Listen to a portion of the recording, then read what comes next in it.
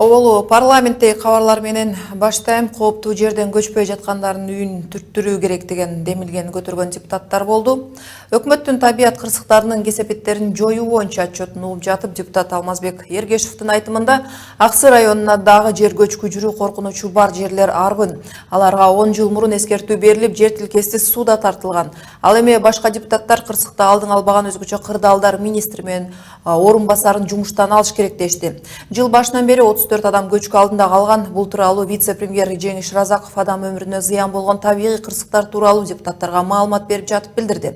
Эскерте кетсек, 29 апрель күнү саат 6:40 Ош облусунун Өзгөн районундагы Зергер айыл аймагынын Аюу айылында жер көчүп, 11 турак жайды 24 адам менен кошо басып калган.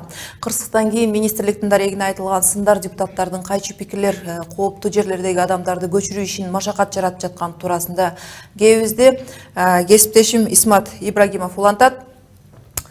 Депутаттар жер көчкү табигый кырсыктардын алдын алуу өкмөттүн ишин чабал деп баалап, өкөйүмдү болсо иштөө ыкмаңар туура эмес деп сындап жатышат. Кызыгып көрдүңүзбү өкмөттүн күтүлбөгөн кырсыктарга даярдыгы канчалык экен? Мындай сындар биринчи жолу эмес, аркыры ысык болгон сайын эле айтылып жатпайбы?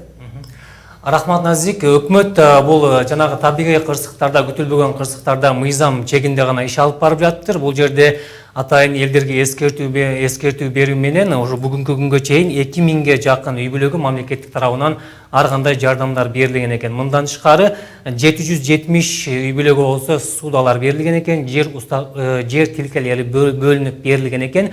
Бирок өкмөттүн маалыматына караганда ошол жакта жашаган жай тургундар өздөрү ал жерден көчкүлөрү келбей, түшүндүрүү иштерин дагы кабыл алган эмес экен. Ошондуктан ушундай кайгылуу окуяга дуушар болуп отурушат деп айтып атышат.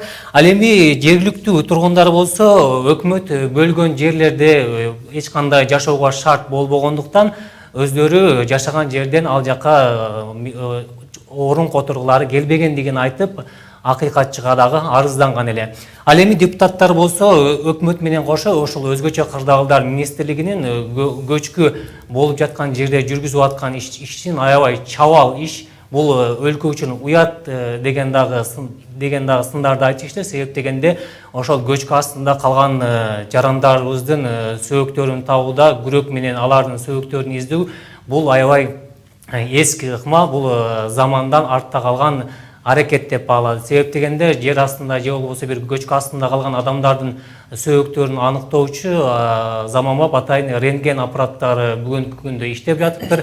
Аларды эмне үчүн колдонгон жоксуңар? Ушундай жагдай болоорун билип туруп, эмне үчүн алдын ала чараларды көргөн жоксуңар деп дагы сындашты.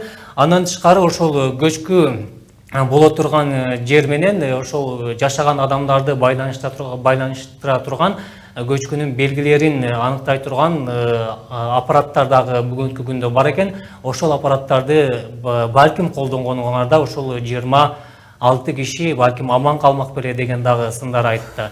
Мындан тышкары ошол өкмөттүн өкүлдөрү бул көчкү жөнүндө 2003 жылдан бери кабардар экен. Бирок эмне үчүн буга чейин мындай бир чечкиндүү бир иш чарага барбадыңар десе, биз мыйзамдын чегинде гана алып барган ишибиз ушул болду деген эле жоопторду айтышыптыр. Акыркы 2 айдын ичинде 40ка жакын жаран ушул табигый кырсыктардан улам дүйнө салды. Элдерди коопсуздук жайга көчүрүүгө эмне тоскоол болуп жатыптыр? Биздин угушуусунча ошол Өзгөндөгү жер көчкү коркунучу тууралуу 30 жылдан бери эле айтылып келген экен. Эмне үчүн ушунча убакыт аралыгында чара көрүлбөптүр? Өкмөттүн ошол вице-премьер министри Жеңиш Разаков билдиргендей, алардын колундагы мүмкүнчүлүк ошо элдерге түшүндүрүү иштери, анан аларды башка жака көчүрүү гана каралган экен. Андан башка мыйзамда эч кандай мажбурлап көчүрүү деген бир сунуш же болбосо бир пункт жок экен ал жерде. Ошондуктан элдерди башка жака атайын министрликтин токтому менен көчүрүп өтүүгө эч кандай укуктары жок экен. Андан тышкары жарандар эми Жеңиш Разаковдун акыркы билдирүүсү боюнча эми мындан ары жарандар өкмөт көрсөткөн токтомдорго көчүү жолдоруна макул болбосо, мындан аркы иштер ушул сот аркылуу гана чечилмей болуптур. Исмат, Кыргызстандын кайсы аймактары кооптуу экен? Бүгүнкү күндө сел же жер көчкү коркунучу жогору болгон аймактар кайсылар экен? Жерге суу көчкү, суу ташкыны боло турган аймактар айрыкса Ош түштүк аймактарга туура келет экен. Түштүк аймактары Ош областындагы Ясы дарыясынын ташкындап кетиш дагы кооптуу болуп турат экен бүгүнкү күндө. Андан тышкары Жалал Абад областында Падышатта, Көгарт, Майлы суу дарыялары ошол жанагы дарыялардын агымдары дагы жанагы жаан көп жаагандыктан ташкындап элдердин үйлөрүнө же болбосо короолоруна ташып кетиш коркунучу сакталып турат экен бүгүнкү күндө дагы. Андан кийин Баткен областында Сүлүктө, Кызыл Кыя райондорунда, мындан тышкары Чүй обласы өтө эле бир кооптуу аймак болуп саналат экен. Чүй областынын Суусамыр, Чоңге, Кемин, анан Боом капчыгайлары ушул табигый кырсыктарга коркунучу жогору деген белги берилип атат азыр бүгүнкү күндө. Андан тышкары Ысык көлдө болсо Тоң, Жыргалаң райондору, Нарында болсо Миңкуш аймактары аябай ушул табигый кырсыктардын деңгээли жогору деген көрсөткүчтү бүгүнкү күндө берип атыптыр. Исмат, рахмат. Исмат Ибрагимов болду. Бул маалыматка кошумчалай кетсек, Өзгөн районундагы Аюу айылында издөө иштери токтотулду. Зергер айыл өкмөтүндөгү Аюу айылында жер көчкү жүрүп 24 кишини басып калган. Издөө иштеринин натыйжасында 8 кишинин сөөгү табылган.